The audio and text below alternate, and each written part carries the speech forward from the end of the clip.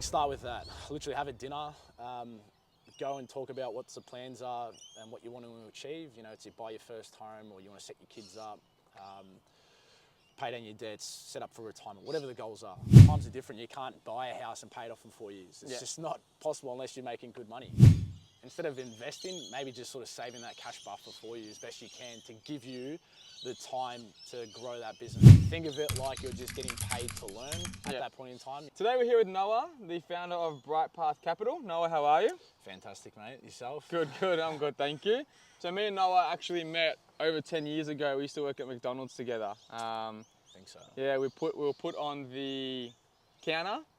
You know, we were the face of McDonald's, and now we're the face of our own businesses. So, you know, we're doing well on both parts. Yeah. Sounds of it. We're going with it. So, Noah, tell everyone kind of what you do and how you kind of operate. Yeah, cool. So I guess Bright Path Capital, it's a financial planning business, holistic financial planning. So, you know, helping people with their budgets, managing their debts, minimizing tax, building a future for themselves financially. I think my job's more just to help people provide confidence knowing what they're doing with their money is the right thing. There's a lot of scams out there, unfortunately, on social media. So my job's just to say, look, you should probably just disregard this side of things, invest how this should be, just to set yourself up for retirement as best we can. Yeah, amazing.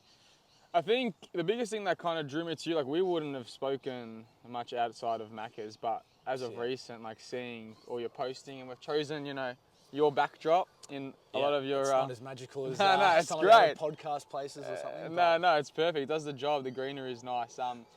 The biggest part of what drew me to you was just like straight honesty, like easy to understand. I think it can be quite overwhelming when there's a lot of information out on social media.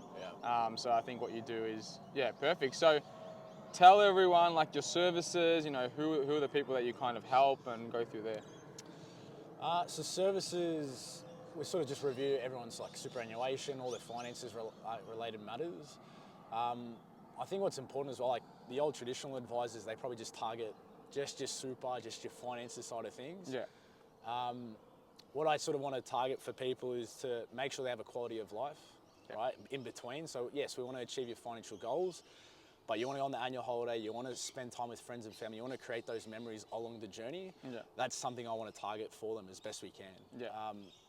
In terms of probably target, you know, we probably look at the 45 to 65 year olds, you know, planning for retirement. How do we pay down their debt as effectively as possible? Mortgages are ridiculous at this point in time, housing prices are ridiculous. So how do we pay down your mortgage? How do we set yourself up for retirement? And if we can, you know, set up the kids as well. So it's building that legacy for them. But also think, I guess, it's transition into helping business owners grow their wealth outside of their business. A lot of people, like I guess you and I, and other people as well, they're not really taking a salary from their business. Their accountant might be just saying, look, take the minimal, or they just want to focus on the business, which I understand.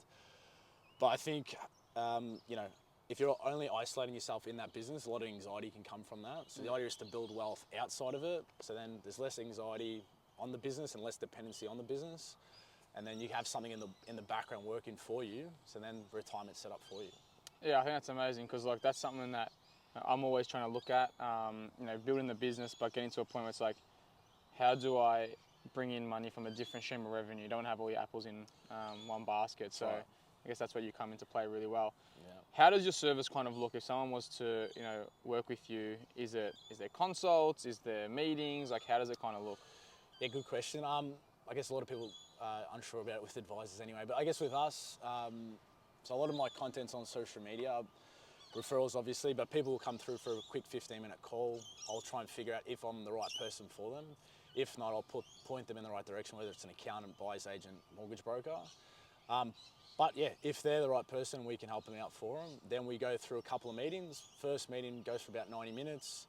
Understand your background, what the future plans look like, a bit more about myself as well. I think a big part of advice is trusting the person that you're partnering up with, especially dealing with your retirement savings, lifetime savings. So first meeting, get to know each other, your future goals. The next meeting we'll book in, go through a bit of a strategy of how we're going to target you to get to that point. And then once you guys are happy with that idea of how we're going to get you there, then we'll actually do that blueprint for you. So that statement of advice document, it takes about 8 weeks to sort of set up and implement. So once we'll go through that 6 to 8 weeks, we'll have conversations in between saying, look, this is what I'm thinking and why, this is the outcome, what's your thoughts on this, what's your preference? Then we'll come to a decision. Then at the 8-week mark, I'll present the statement of advice to them, all the recommendations in their legal document, and then I'll help implement it as well. Yeah. Okay. That's sort of the financial planning setup. And then once that's said and done, then it's that ongoing review. So it's making sure that what we've set in place is actually achieving what it's supposed to achieve. Life happens as well. People get sick or job changes or you run into a bit of money. You need to make sure the advice is flexible. So that's where the ongoing review is for. Clients call me every 2 weeks, people call me quarterly, but it's at least an annual review just to make sure everything's running appropriately. Amazing. And now with the plan that you kind of set, you said, is it 45 or 55 to 65 year olds? Is the 45 people that to 65, yeah, is probably where we're targeting. Yeah. So let's say someone's coming to you that, is a 55-year-old and they're trying to plan for their retirement. They're working, their 9 to 5 job, they have their super. What are the kind of the things you're trying to guide them to do? Is it investing in property and other stuff, or what do you? I think the main part is educating where I can, as much as I can. Biggest misconception is superannuation is an investment. Yeah. I drive myself insane trying to explain this to people, but superannuation is not an investment, right? Like superannuation, all it is a tax structure, like investing in a family trust, a company, your name. It's just a tax structure with a particular tax rate. So it's just educating them on that and then trying to figure out what the right tax structure is for them. So the idea really is to identify their goals, what they're looking to achieve. They want to retire at 65, they want to earn $100,000 a year at that point in time. Great, that's their goal. Then we look at the tax structure, whether it's super, family trust, companies, the like. Then it's the investments, shares, property, infrastructure, and the like. And then we got to make sure, are those investments the right ones to get them to that point in time? Yeah. So I think a big part is just educating on the different systems that Australia has to offer. And it's always changing. The federal budget's coming out next week.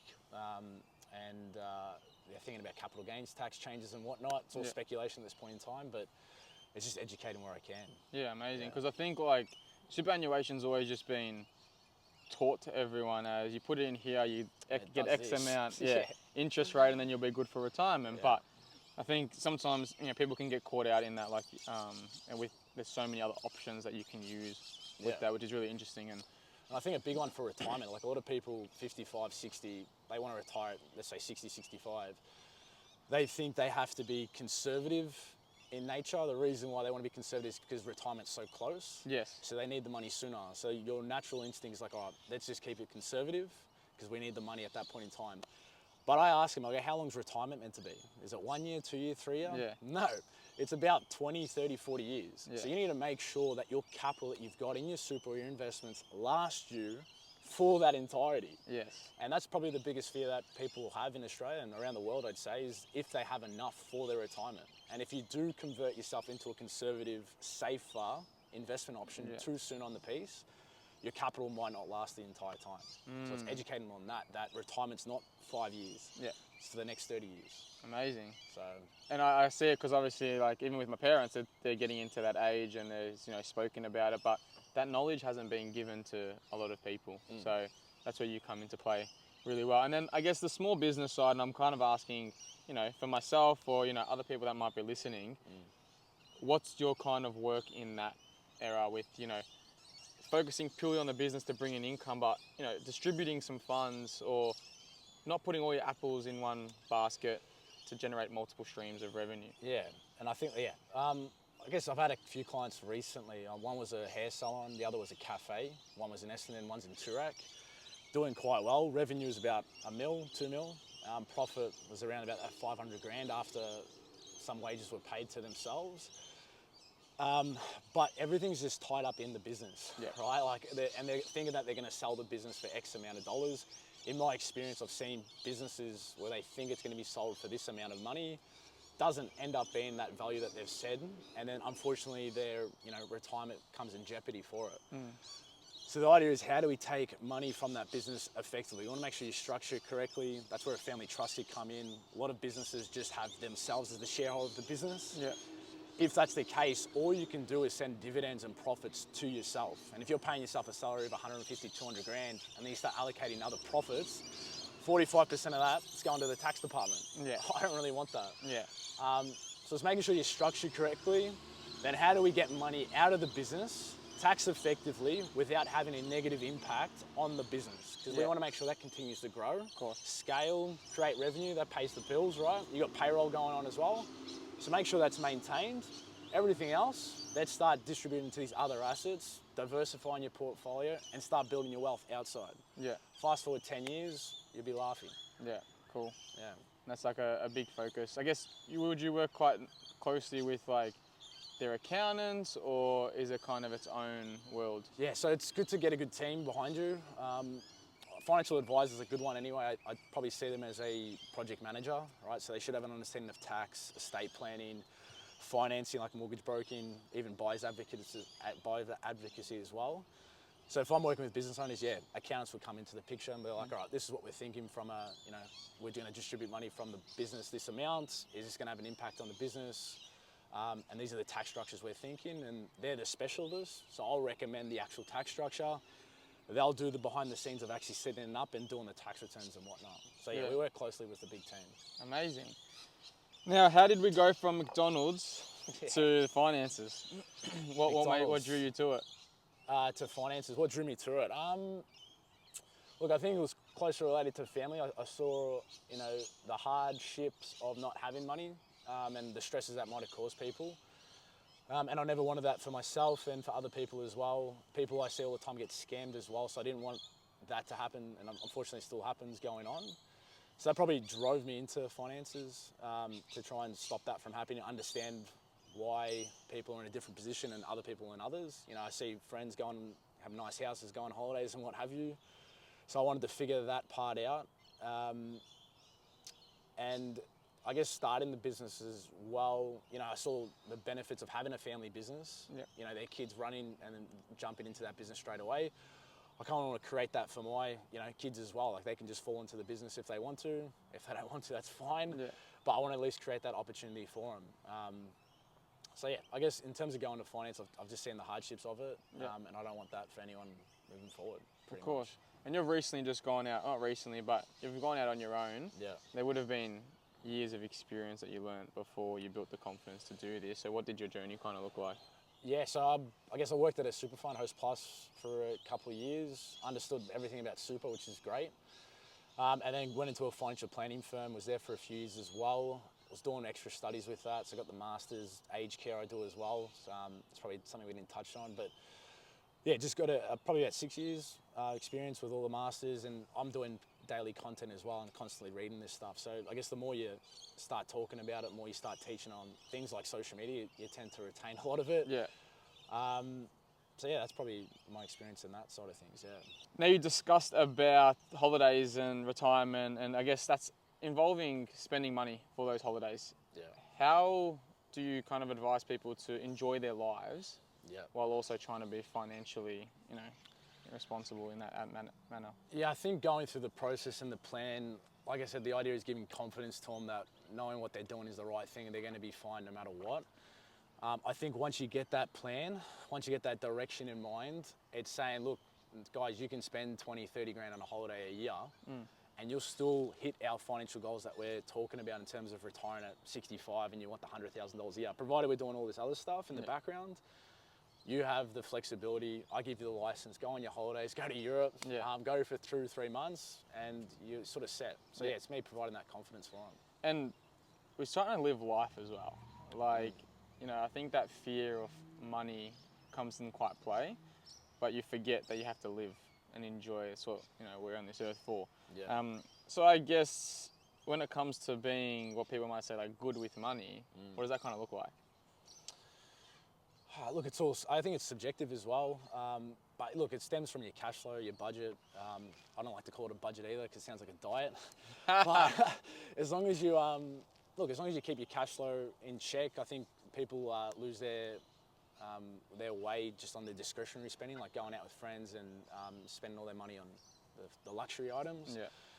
By all means, you can do that for a period of time. But if you want to have that in the background. Some sort of minor sacrifices might be needed to go. So maybe don't go buy the expensive bags and whatnot. Just take a step back on that side of things, and then just allocate some money to these other things we got going on. Then what advice would you kind of give to someone who feels behind a little bit? I think accept.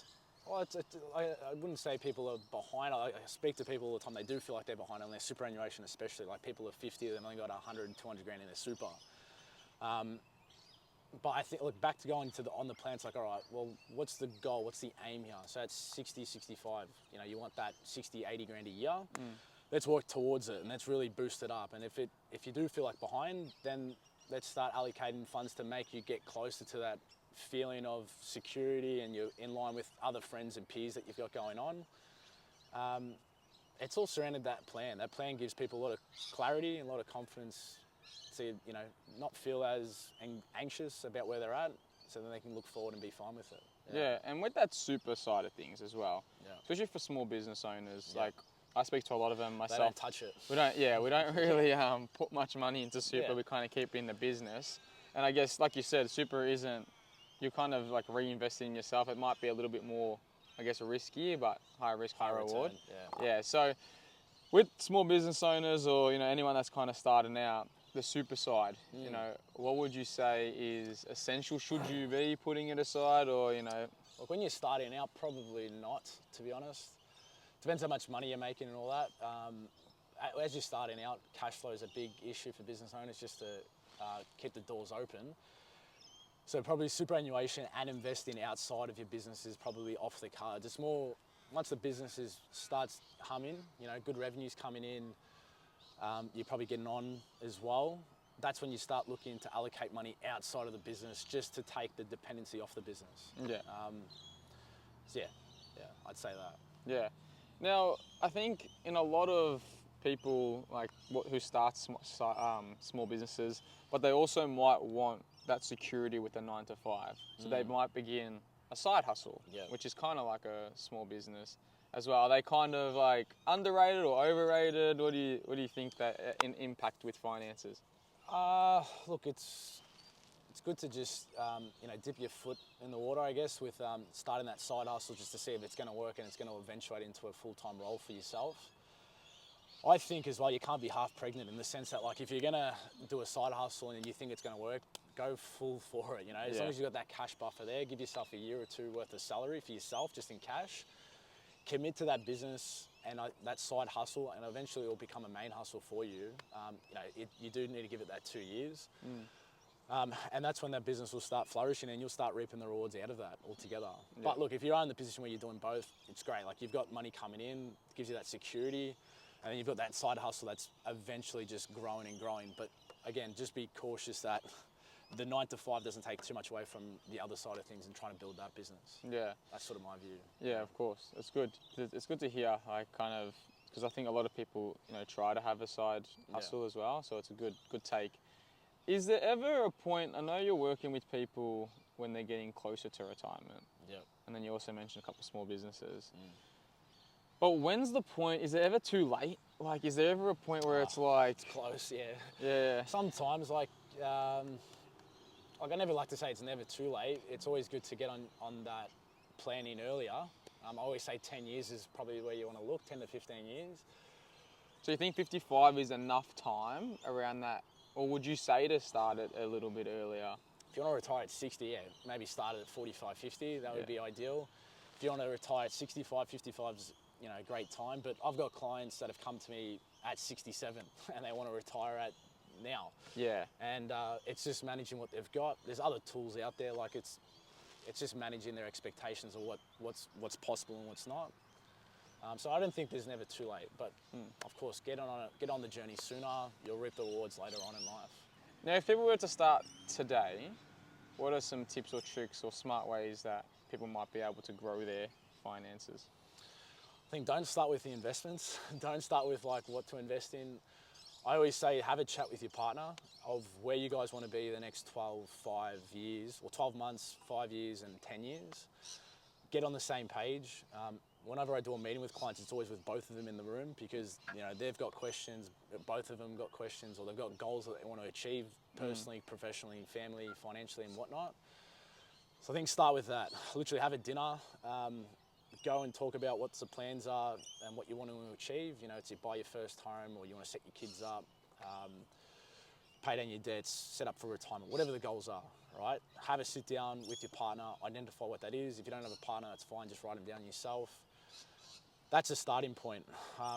From then it goes into the investments and tax structures, but I'd identify your goals, so then at least you've got a direction, you've got a target to aim for. If you don't have a target, the plan becomes a bit wayward. And I guess the natural trajectory of people in life is you work, you buy a house, have kids. That's like, life's path, I guess. But a lot lately, it's kind of been disrupted. I think a lot of people have seen that that's not the only path compared to 50 years ago when... It's okay to rent. Yeah, I rent. I was legit going to ask rent. I've had properties and I've sold them all now. I don't actually have a great view on property as well. Property prices out of this world. I think times are changing. Back, 30 years ago, houses were cheap, relatively cheap. Of course, it's all relative as well. It's difficult to buy property back then as well. Yeah.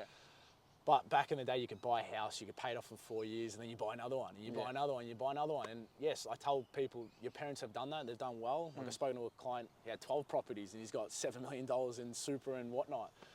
He's done well to do what he's achieved, but times are different. You can't buy a house and pay it off in 4 years. It's just not possible unless you're making good money. So it's a different tactic, different view. It's okay to rent. You don't have to buy a house for a while. Yeah. I think if you set yourself up appropriately, you'll still have the opportunity to buy a house and live the Australian-American dream of buying a house, having a family, and living a good quality life as well. Yeah.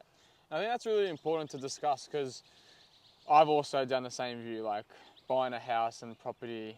I've seen the benefits that could come with renting and having that more income to reinvest in the business that could potentially bring in more revenue. But again, that's from a business owner's point of view. But I guess a lot of people that might be listening to this is going to be towards small business owners and stuff. So, normalizing that.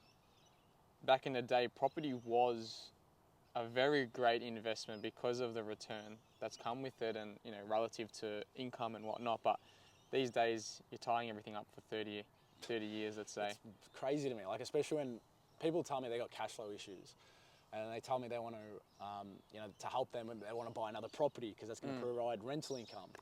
And then we do the basic maths. Like if you buy $1 million property, interest rate 6%. If you do interest only, that's 60 grand a year. Yeah. Right? That you have to pay. Just interest. Just interest plus expenses one, but just to say 60 grand. Rental income is what? 30 grand, 35? That's a negative loss every year that you have to come up with of at least 30 grand a year just to keep that property. So is that really going to help your cash flow issue? I don't think so. No. But having a negative gear property is not going to help. So again, changing that tactic, that property is not going to solve all your problems. Yeah. I don't want money leaving your back pocket. I want money coming into your back pocket so then you can enjoy the other things in life. Yeah, and there's this book, I don't know if you've read Rich Dad, Poor Dad. I have. And it's really funny because I was really young when I first read it. I was trying to explain to my family that a house isn't an asset and they're just losing their shit at me. Yeah. But I think, that's a really good book for people to also have a look at, just to see a different perspective. Yeah. Probably not take all your advice from, because everyone's life experiences are different. Yeah. But just see different perspectives of maybe a house isn't the route to go at this current moment. Yeah. I think also people view property that because it's so familiar. Right, they see it. Yeah. People are okay with it. They think that it's familiar as well because they see it everywhere. And it's rarely on the news that it's dropped 20%, 30%. Like last year, Melbourne prices were down 20%. No one was selling everything, were they? No. They still held on to it. Yeah. Versus the share market, so the first thing you'll see on the news is that it's dropped $12 trillion or whatever on superannuation, and people freak out. They see their super balance because they see it daily. And then they sell out and they lose out on it. It's because they're not familiar with it. But for the people listening, the share market, all it is an auction to buy into all these different businesses. Yes. And I think that's massive. So would you say that, share market is definitely something that a lot of people should be looking to? For sure. Yeah. Historically, it's always done the best return. And I guess for business owners, they'll say the most return that they've ever got on any investment was their own business. Yeah. And if you have access to other bigger businesses around the world, Netflix, Tesla, Amazon, the like, that's what you're gonna have access to when you invest in the share market. And it doesn't restrict you from your cash flow perspective as well. You just have to deal with the volatility that comes with it, that you see on a day-to-day basis. And that's where an advisor will come in, like, it's okay, we've planned for this. Yeah. The volatility is just natural. We just need to iron it out for the next couple of years and you'll reap the rewards out of it. Yeah, amazing. So we've kind of touched base, I guess, on like property, stock market. Is there any other kind of large kind of just categorized things people might be looking at as well, or are those the two big ones? They're the traditional ones. They're probably the ones that you focus on. The biggest one nowadays is cryptocurrencies. Yeah. Not really a fan of the cryptocurrencies. The view is, for me, that it's just speculation, right? Like you're sort of hoping that there's someone else out there that's going to buy cryptocurrency for more than what you purchased it for. Yeah. There's no evidence to say that this cryptocurrency is worth this amount. It's whereas these other share markets, you can actually value the business based off revenue, profits, scalability, operations, and that's how you get the actual value of it. Whereas cryptocurrency, in my view, is just a bit of speculation. Yeah, no, it's fair, and I think you can see over recent, if you like just overlooking it, how dictated it is by a tweet these days, and how it can just go quite crazy. So, what are some opportunities, I guess, that people might be overlooking that they could potentially jump on? Again, like, this isn't financial advice. This is just like, because no one's your client. But just like something that people might be overlooking that they should, read up a bit more on. Look, again, it's the share market is so foreign to people, and understanding what it actually is. People are scared from it. If you speak to someone, they'll say more often than not they've lost a lot of money out of the share market.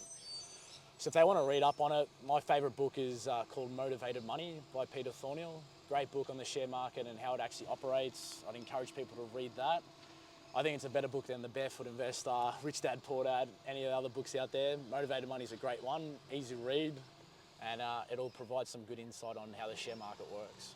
Amazing. I guess I'm going to add that to my Amazon book tonight. Get on it. If you were to go back to your younger self and say, or your current self, I guess with what you know now, what advice would you give yourself? Enjoy your youth, I guess. That's, enjoy your youth pretty much. I think committing yourself to a business or any sort of occupation later on in life, that's a big commitment. And time moves quickly. I guess just enjoy your youth and it'll all work out eventually, I guess, sort of thing. Yeah, so would you say like someone, like I'm 27, someone, might be going through uni, studying, starting their first job. Yeah. Would you say to be like, just enjoy life a little bit? Or would you be saying like, start investing in share market, this and that? Look, it's always good to start early with investing.